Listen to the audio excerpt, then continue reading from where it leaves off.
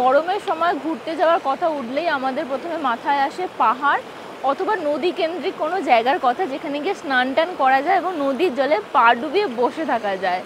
আর যদি দার্জিলিং বা সিকিমের মধ্যে কোনো নদী কেন্দ্রিক জায়গার খোঁজ করা হয় তাহলে কিন্তু প্রথমেই আসে ঋষিখোলার কথা, কারণ এটা অনেকটা পপুলার। আমরা আগেও এখানে এসেছি, এটা দ্বিতীয়বার আসা, এবং আগে যখন ছিলাম সেটা একদম নদীর ওপরে ছিলাম, এখন যেখানে আছি সেটা হচ্ছে নদী থেকে একটু ওপরে এবং একটা ফ্যামিলি রিসর্টে।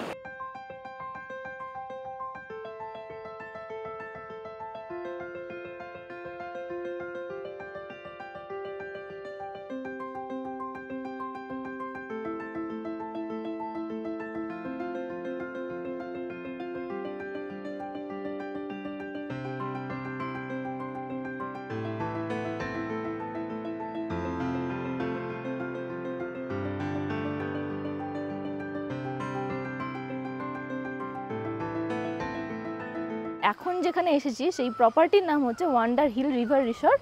এটা একটু বেশ ভালো প্রপার্টি, ভালো ক্যাটাগরি। তবে এখানে আজকে ফুল গেস্ট রয়েছে, প্রত্যেকটা রুম বুক। তাই আমরা বেশি দেরি না করে আগে হোটেলটা দেখিয়ে দিই বা রিসর্টটা দেখিয়ে দিই ওনারা আসার আগে। চলুন, এই হচ্ছে resort, Wonder Hill River Resort. এখান থেকে নদীটা কিন্তু একটু নিচেতে, ওই যে দূরে হালকা করে দেখা যাচ্ছে পাথরগুলো। আর এখন নদীতে খুব বেশি জলও নেই।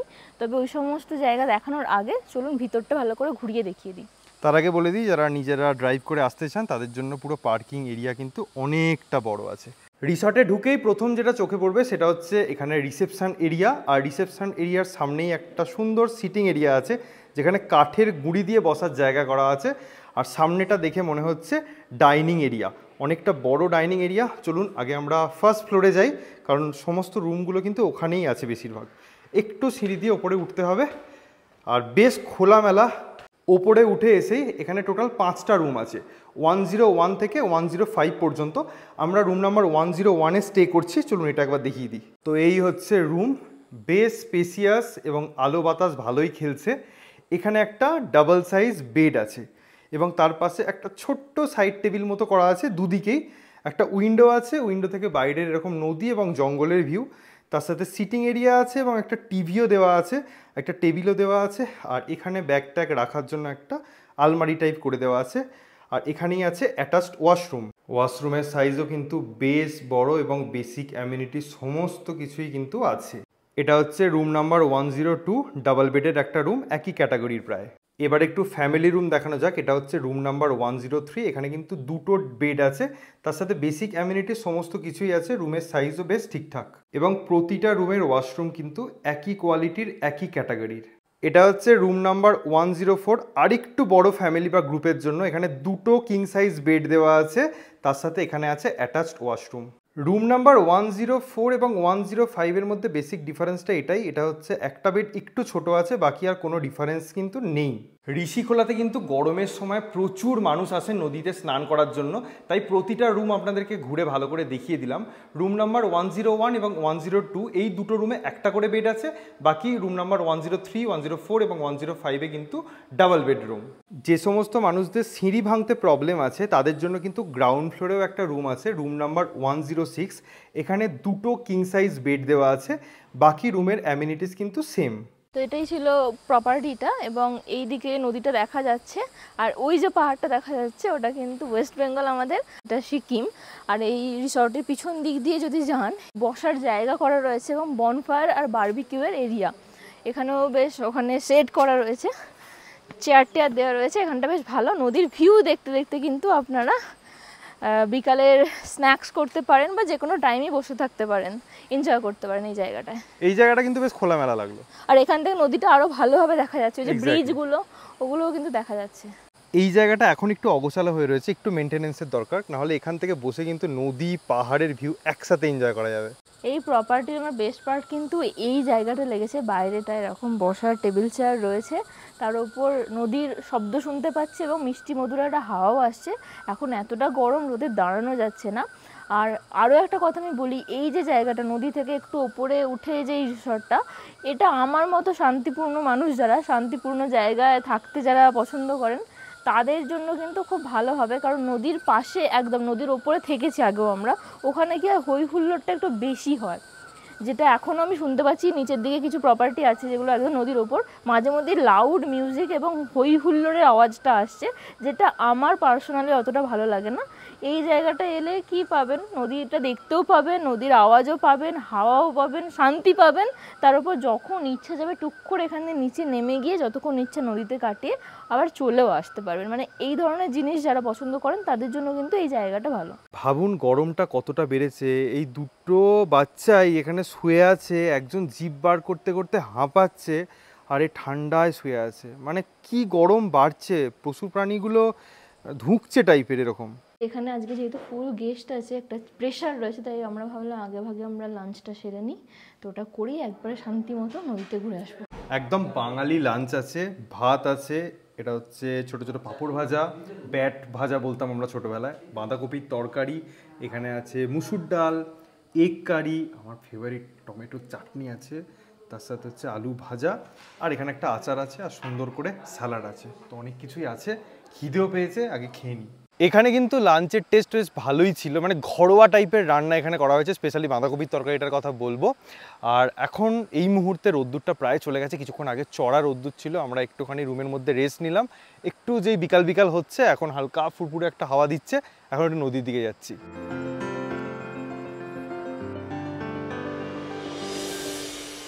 ফাইনালি চলে এসেছি আমরা ঋষি নদীতে, এসে বসে আছি। বাট একটা ভুল হয়েছে, আমরা জুতোটা খুলে আসিনি, তাই ঠান্ডা জলে পা ভেজাতে পারছি না, যেটা অনেকেই করছেন। আর প্রচুর ট্যুরিস্ট আমরা দেখতে পাচ্ছি, যেহেতু আজকে রবিবার, একটু উপচে পড়া ভিড় মনে হচ্ছে আমার। যারা হুল্লোড় করতে পছন্দ করেন তাদের কিন্তু খুব ভালো লাগবে। আর যদি নদীর পার বরাবর ওই দিকে যান তাহলে দেখতে পাবেন কাঠের ব্রিজ রয়েছে, দুদিকেই রয়েছে, এবং এরকমই নদীর পার বরাবর কিছু হোমস্টেজও রয়েছে।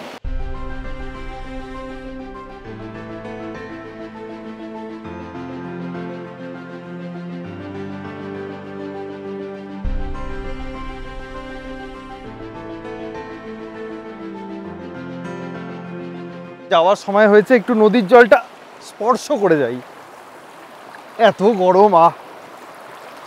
এই যে জলের আরাম, এই জন্যই তো এত মানুষ আসে ছুটে ছুটে। ঋষি নদী, ভাবুন এই নদীটাকে কেন্দ্র করে এতগুলো হোমস্টে, এত ট্যুরিজম। বেসিক্যালি ঋষিখোলা কিন্তু এমন একটা স্পট যেখানে মানুষ শুধুমাত্র আইদার নদীর জন্য আসে, অথবা যে সিল্ক রুট প্যাকেজটা হয় বা সিল্ক রুট ট্যুরটা হয়, সেখানে একদিনের জন্য রেস্ট নেওয়ার জন্য কিন্তু মানুষ এখানে আসে। ঋষিখোলার এইটুকুনি ভূমিকা, মানে সেইভাবে কিন্তু গ্রাম ঘুরে দেখার কিছু নেই, আর সেইভাবে গ্রামও না অ্যাকচুয়ালি। ওই দিকে হচ্ছে আমাদের প্রপার্টি, সোজা নিয়ে চলে এলেন এই দিক দিয়ে, একদম এসেই ঠিক এই জায়গাটা দেখবেন একটা সুইমিং পুল টাইপের করা আছে। এখানেই কিন্তু কিছু মানুষজন আগে স্নান করছিলেন। আপনাদের যদি ইচ্ছা হয় গরমের মধ্যে একটু গাটা ভেজাবেন, একটু এনজয় করবেন, তাহলে কিন্তু এই জায়গাটায় চলে আসতে পারেন। এই রিসর্ট থেকে আমরা নদীতে গিয়েছিলাম এই রাস্তা ধরে, ওই রিসর্টের রাস্তা দিয়ে, বাট বেসিক্যালি রাস্তাটা কিন্তু সোজা এখান দিয়ে নেমে এসেই একদম এখানটা দেখে মনে হবে আর কিচ্ছু নেই, বাট একটু এগিয়ে গেলেই কিন্তু এখানে আপনারা সিঁড়ি পেয়ে যাবেন। তো এটাই হচ্ছে শর্টকাট নামার। এখন সময় প্রায় 6:20, সূর্য প্রায় অস্ত গেছেই বলা যায়। সামনের মাউন্টেন ভিউগুলো জাস্ট দুর্ধর্ষ লাগছে খালি চোখে, সাথে ঝিঁঝি পোকার ডাক আর ময়ূরের ডাক।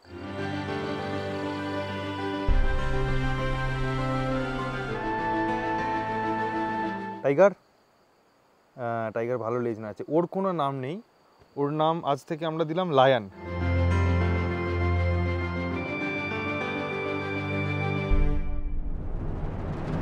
দিনের বেলার থেকে কিন্তু রাত্রিবেলা প্রপার্টিটা বেশি সুন্দর লাগে, আর এখন আরও সুন্দর লাগছে কারণ ঠিক মাথার উপরে গাছের ফাঁক দিয়ে দেখুন চাঁদ মামাকে দেখতে পাওয়া যাচ্ছে। দারুণ ক্লিয়ার ওয়েদার এখন, আর আবহাওয়া বেশ মনোরম হয়ে গেছে। রিসর্টের ওপরের রাস্তায় কেউ কোথাও নেই, আমি এবং আমার ছায়া এই জঙ্গলের মধ্যে দিয়ে হেঁটে হেঁটে যাচ্ছি। ঝিঝি পোকার ডাক ছাড়া আর কিছুই নেই। যাচ্ছি ওপরে যাতে চাঁদ মামাটাকে ভালো করে তুলে আনতে পারি। এত অপূর্ব লাগছে না খালি চোখে।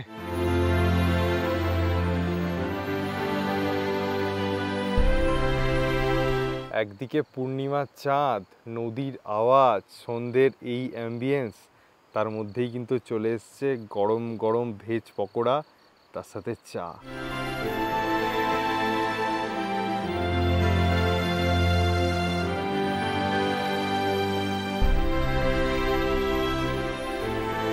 যে জায়গাটা বনফায়ার হচ্ছিল ওখানে সবাই মিলে এখন এনজয় করছেন, মিউজিক চলছে। কপিরাইট খেয়ে যাওয়ার ভয় আমরা চলে এসেছি একদম সামনে নিরিবিলিতে। আমাদের সামনে চলে এসেছে গরম গরম চিকেন বারবিকিউ। আপনারা যদি এখানে এসে বনফায়ার সাথে চিকেন বারবিকিউ এনজয় করতে চান, আমরা স্ক্রিনের ওপরে রেটটা দিয়ে দেবো, আপনারা চেক করতে পারেন।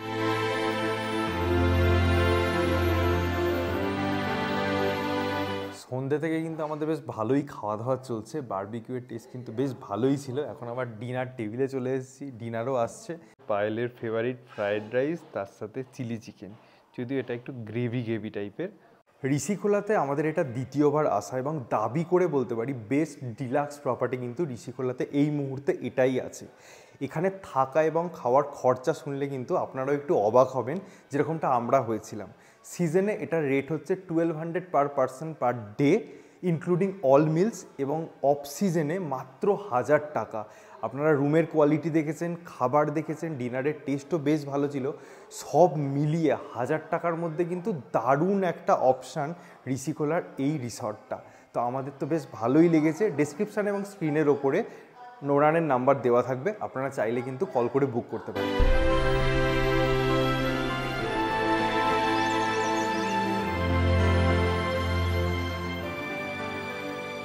যেহেতু ঋষিখোলা গ্রুপে আসে বা বন্ধুরা সকলে মিলে আসে, তাই এখানে খুব কম জনই কিন্তু সার্ভিস গাড়ি করে আসে। তাও আপনাদের মধ্যে যদি কেউ সার্ভিস গাড়ি অ্যাভেল করে এখানে আসতে চান, তাদেরকে শিলিগুড়ি থেকে প্রথমে চলে আসতে হবে গ্যাংটকগামী যে কোনো গাড়ি ধরে রংপো পর্যন্ত আসতে সময় লাগে 2.5 থেকে 3 ঘন্টা এবং ভাড়া নেয় জনপ্রতি 250 টাকা থেকে 300 টাকা। আপনাদের রংপো চলে এলেন, রংপো থেকে আপনাদের আসতে হবে রেনক, যার ভাড়া হচ্ছে জনপ্রতি 100 টাকা। রেনক থেকে ঋষি বা পেডংগামী যে কোনো সার্ভিস গাড়ি ধরে আপনাদেরকে নেমে পড়তে হবে মেন রাস্তার ওপরে। মেন রাস্তা থেকে কিছুটা নেবেই কিন্তু এই রিসর্টটা। এটা হয়ে গেল যদি রংপো হয়ে আসেন।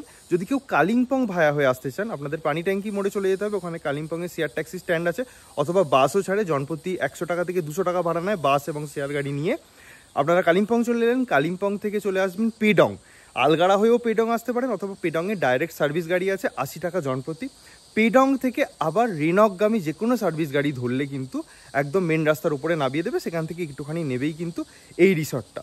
অথবা আপনারা প্রাইভেট গাড়ি হায়ার করার জন্য নিচে ডেসক্রিপশন বক্সে দেওয়া নাম্বারগুলিতে ফোন করুন, সেভাবেও কিন্তু আপনারা এখানে চলে আসতে পারেন। এখানে ব্রেকফাস্টেও কিন্তু বাঙালিয়ানার ছোঁয়া রয়েছে, গরম গরম লুচি, তার সাথে আলু এবং ছোলার তরকারি। এই রিসর্টে আসলে কিন্তু আর একটা অ্যাডভান্টেজ, ওর নাম হচ্ছে নয়ন, ও এখানে থাকে, আর পেমাদার হাতের খাবার আমরা খাচ্ছি। তো দুজনেই কিন্তু বাঙালি এবং দুজনের ব্যবহার খুব মিষ্টভাষী, খুব হেল্পফুল অ্যাকচুয়ালি, যেটা আমার সব থেকে বেশি ভালো লাগছে। দাদার বাড়ি কোথায়? আমার বাড়ি কল্যাণী বয়সপুর, বুঝতে পেরেছেন, আমাদের অধিকারী। আর নয়নের বাড়ি? আমার বাড়ি কাটোয়া। সবই আমাদের অধিকার, সেই জন্য একটা ভাইবস ম্যাচ করে গেছে আর কি। এবং এখানে এলে কিন্তু এনাদের আতিথেয়তা আপনারা খুব ভালোভাবে পাবেন।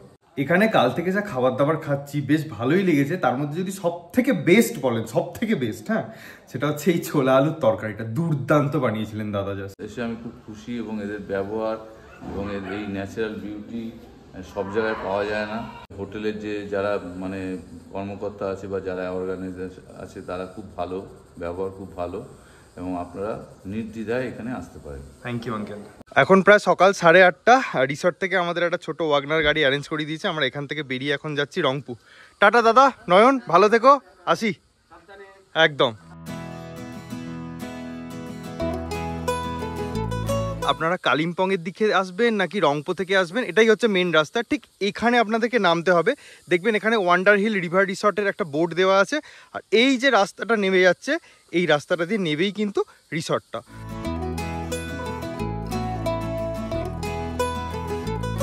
রংপো যাওয়ার পথে এখন আমরা যাচ্ছি ঋষিখোলারই আর একটা পার্টে, অর্থাৎ ওয়েস্ট বেঙ্গল পার্টে। যারা একদম নদীর কাছে কোনো হোমস্টেতে থাকতে চান, তাদের জন্য একটা হোমস্টে দেখাচ্ছি।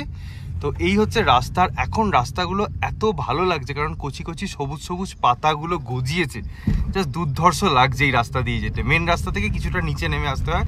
রাস্তার কন্ডিশন দেখুন, যারা নিজেরা বাইক নিয়ে আসবেন তাদের জন্য বললাম।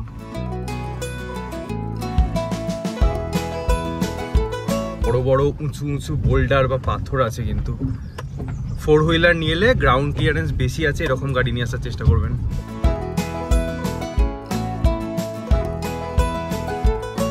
আমাদের গাড়ি এখানে ড্রপ করে দিল। আমরা এখন কিন্তু দাঁড়িয়ে আছি সিকিম পার্টে। এই জাস্ট ব্রিজটা ক্রস করবো, ওদিকটাই হচ্ছে ওয়েস্ট বেঙ্গল, তো ওই দিকেই আছে হোমস্টেটা। তো এটাই হচ্ছে হোমস্টেটা, লাকপা হোমস্টে। যেটা স্পেশালিটি সেটা হচ্ছে চারদিকের ভিউটা জাস্ট একবার দেখুন, মানে 360 ডিগ্রি ওপেন এবং মাউন্টেন ভিউ, তার সাথে নদী তো আছেই। ঋষিখোলাতে কোনো প্রপার্টি থেকে কিন্তু এই রকম 360 ডিগ্রি ওপেন মাউন্টেন ভিউ নেই। এখানে পার্কিং করার জায়গাও আছে, বাইকাররাও আছে, এখানে বাইক পার্কিংয়েরও জায়গা আছে, আর পুরোটাই কিন্তু ওপেন এরিয়া, একদম গার্ডেন, সুন্দর। এখানে টোটাল 3টে রুম আছে এবং আরও 3টে রুম কিন্তু পরবর্তীকালে অ্যাড হবে। প্রতিটা রুমই সেম। একটা রুম দেখিয়ে দিই, 2টো কিং সাইজ বেড আছে এবং রুমের সাইজ কিন্তু ঠিকঠাক। একটা জাস্ট টেবিল রাখা আছে এবং অ্যাটাচড ওয়াশরুম আছে, গিজার লাগানো আছে। যারা ফ্রেন্ডস গ্রুপে আসতে চাইছেন তাদের জন্য বেশ ভালো। ওয়ান্ডার হিল রিভার রিসর্টে থাকুন কিংবা লাকপা হোমস্টেতে, দুটোরই কন্ট্যাক্ট নাম্বার কিন্তু সেম, ওদের একই গ্রুপের। আপনারা চাইলে কিন্তু কন্ট্যাক্ট করে বুক করতে পারেন। এই লোকেশনটা পার্টিকুলারলি যারা একদম নেচার প্রেমী, যারা ওপেন স্পেস চান, তাদের জন্য কিন্তু দুর্দান্ত একটা লোকেশন।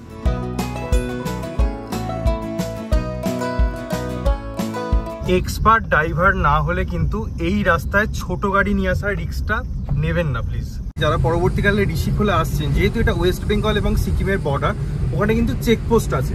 তো ভোটার কার্ড বা আধার কার্ড বা ড্রাইভিং লাইসেন্স যে কোনো একটা জেরক্স কপি কিন্তু আপনারা আনবেন, 2 কপি করে আনবেন অথবা প্রিন্ট আউট করে আনবেন। এখানে কিন্তু 1 কপি করে জমা দিতে হয় আপনাদেরকে এন্ট্রি করার জন্য।